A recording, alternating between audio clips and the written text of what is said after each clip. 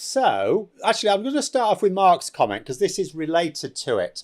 So, for those who don't know, by the way, particularly if you're overseas, there's been a bit of a spate of flags recently. And absolute comedy from the thick racists. But they've been like, people have been spraying, particularly St. George's flags, which is the flag of England. St. George's Cross is used for a number of countries, but it's an English flag as well. And on like pavements and roads and roundabouts and stuff. And so, yeah, Mark said there, saw a nice post showing how someone sprayed welcome and a love heart over a graffitied St. George's Cross in Doncaster, apparently. I've not seen that, actually. I might have to look that up. Not one to encourage vandalism, but... Well, I would say the but here is, so, what is the issue with it? In terms of the cost to the taxpayer, it's the fact it will have to be cleaned up. So the council will have to send someone out to clean it up. Now, what I would say in this case is that... if you're like, someone's got to send someone out to clean it up, right? If you paint on top of the, like if you graffiti the graffiti, does that actually increase the cost of removing it? I'm going to guess probably not. Most of the cost of removing it, you've got like some chemicals, you've got the person to do it, spending their time. So I'm going to suggest if you graffiti the graffiti, that's probably not, it's not costing anything extra. If it would be marginal extra. So I approve of that. And until the council do clean it up, I approve of the fact that you're putting that message there. Because the people who are painting these flags, they're not doing it out of any sort of patriotic fervour. In fact, they're doing it, it's anti-patriotism, but I'll come on to that in a moment. So let's just go through it, right? Because I've got some absolute beauties here. Let us just go through it. That is the Union flag, right? That is the British flag, flag of the UK. This is the anti-Union flag. Now, at first sight, I absolutely get a lot of people could look at either one of them and go, that's the British flag, right? But it's not. The one underneath is upside down. Now, here's the thing. Let's just get rid of the upside down one, the anti-flag. The one at the top. So it can be upside down. Basically, some people think it's symmetrical. It's not. If you look at it carefully, it's not symmetrical. If you look at the left-hand side, the bit of the St. Andrew's cross, which is above the St. Patrick's cross, is thicker on top, on the left-hand side, and then the other way around. So if you don't so much rotate it the wrong way around, but if you flip it, then it can be upside down, right? So you end up with that. And the number of, and what I would say to these skinheads, right, and these fascists, because that's what they are, they're fascists. How can they not know that? I get how an ordinary person, right, you sort of recognise the national flag, but not intimately. Just like in the USA, like no one counts the stars to make sure it's accurate. If it looks right, it looks right. Yeah, no one counts the stripes to make sure there's like 30. No, if it looks right at first glance, you don't question it, right? But if you're looking at it all the time, if it's your entire life, and these people have got nothing else, this is their entire life. They've got nothing else, nothing at all. They're always banging on about flags. There's always too many flags or not enough flags. Everything for them is the whole state of the country. I don't know why we waste time. The government have all these metrics that they measure. They give data to the Office for National Statistics, and they try to come up with metrics to measure the health of the economy and our health in general, our population. All these metrics for measuring how well the country's doing. Apparently all we need is to count the flags. The flags have to be like a specific number. But I don't understand how people who spend their entire lives with this as their alpha and omega, everything about them is the flag. So how do they not recognise it? How do they not recognise the flag? But here with that, in fact, Goose is just saying there, flying it upside down from a fort used to be used during sieges to indicate distress. Exactly, yeah. Because to an ordinary person, like you just look at it, you're not that familiar with it, you put it upside down, it doesn't mean anything, right? It's just the flag. You don't even see any difference. But to someone in the know, you can tell when it's upside down, right? Let's continue because we've got more here. So you've got the Union flag and then you've got the St. George's Cross. Now, this is the flag of England, right? Now, here's the thing. I'm going to go through a couple of things here. First of all, why are they doing it? Why did they go out with the flag? Why did they do it? Now, you could argue that it's because all nationalists do it, right? If you look, if you look at photographs from, say, 1930s Germany, just as a little example, flags everywhere. Flags everywhere. And here's another thing. You know why Hitler chose the swastika, don't you? For the symbol of not, because he didn't make that symbol up. It's a Hindu symbol. You can actually see it in stonework in parts of London still, because there was no racist connotations with it at all until Hitler came along, right? So he co-opted it, just like the fascists are trying to co-opt our flag. These are our flags, by the way, not theirs. They're shared. If they're British, or they're English, they're shared flags, but they're not theirs specifically, right? They're ours as well. And so, yeah, but why did Hitler choose the swastika? I'll tell you why he chose the swastika. Because it is symmetrical. And he knew that thick racists will, if you give them even the simplest jobs, they'll mess it up. So the only way he could be certain that they wouldn't fly the flag upside down was to make sure it's perfectly symmetrical, right? Union flag, not perfectly symmetrical, right? If it was being designed for thick racists, it would have been. They would have made it perfectly symmetrical, but they didn't. So anyway, St. George's Cross and the Union flag. So why are they doing it? And a lot of people are saying, well, they're doing it to try and intimidate Muslim people. And you go, well, so I asked someone, how does that work then? And I'm not saying the person I asked, who is of that mind, by the way, is the authority on it. I don't think they're an authority on anything. They're not even an authority on their own bloody flags. But I said to them, why do you think this offends Muslims? Because it absolutely does. It's like, it's their flag as well.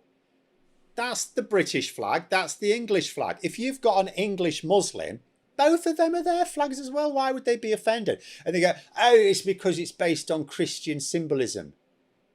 So is Islam. Jesus is a Muslim prophet. So is Abraham. Like, all of the major Christian prophets are also Muslim prophets. Like, it's not offensive to Muslims. It's the skinhead Nazis behind the flag that's offensive. It's the lobbing bricks at a mosque that's offensive. It's not the pissing flag. But anyway, where are we? Yeah, and again, I mean, 10 years ago, 10 years ago, a lot of people thought that the Union... Do you know what the Union flag is missing? Let's just get rid of the St. George's Cross for a moment. Do you know what the... Sorry, I've got the real bloody one now. Do you know what the Union flag is missing? Welsh dragon in the middle. I keep saying it. It's mad, isn't it? So we have represented Ireland, Northern Ireland now, Scotland and England in the Union flag, right? It used to be just England and Scotland before Ireland were sort of forced to join. But, you know, we've got those. So it's like, where's Wales? And here's the thing that gets me, right? Someone made this conscious decision. It's like, well, where's Wales in it? Well, they don't have a cross. No, they have a dragon. That's like the coolest part of the whole thing. So someone specifically decided not to include the coolest flag device we have on these sceptred isles for it. It should have a Welsh dragon in the middle. But it doesn't. But I'll tell you what people did think it had 10 years ago. They thought it had a picture of Mo Farah on it. Because everywhere you went, basically, where is he? You saw this. That was 10 years ago. If you saw a Union flag, you probably saw smiling Mo Farah in front of it. He's Muslim. Does he look like he hates the flag? He was always carrying a bloody flag with him. You couldn't keep him away from flags. He would put it down just long enough to win a race and then he'd pick it up again.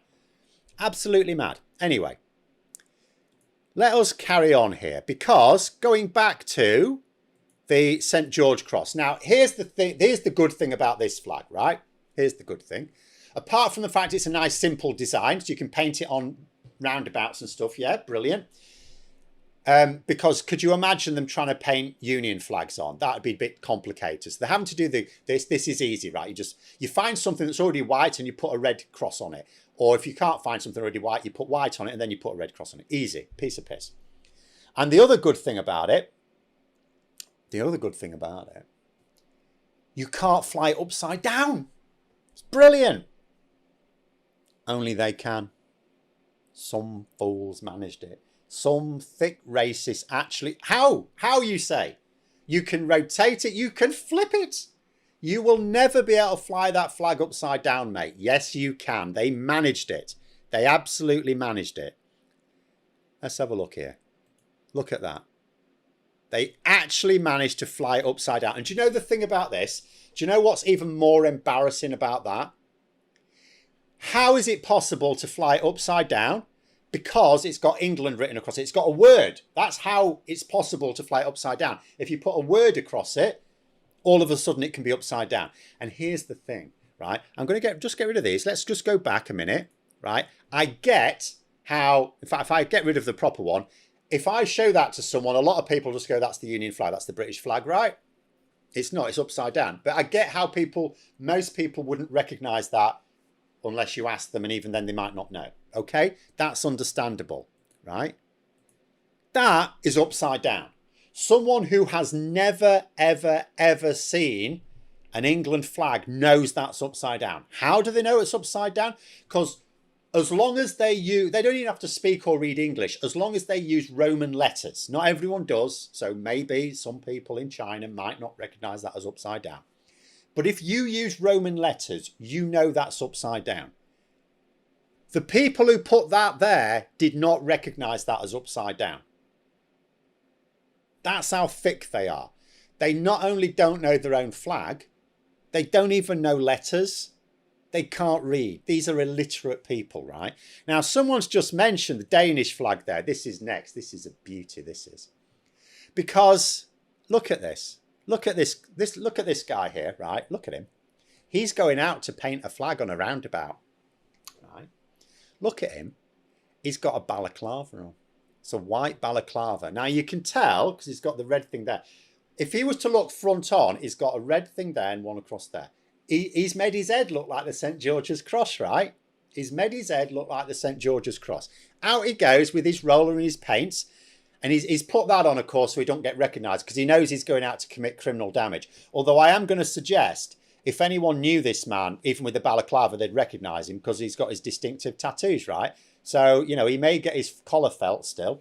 He hasn't bothered to hide distinguishing features, you know what I mean? Or maybe he's not trying to hide his identity. Maybe it's just like Hot Fuzz, he's wearing the balaclava because he's a bit fugly, right? But anyway, so he's going out. And this is what he does, right? He paints this.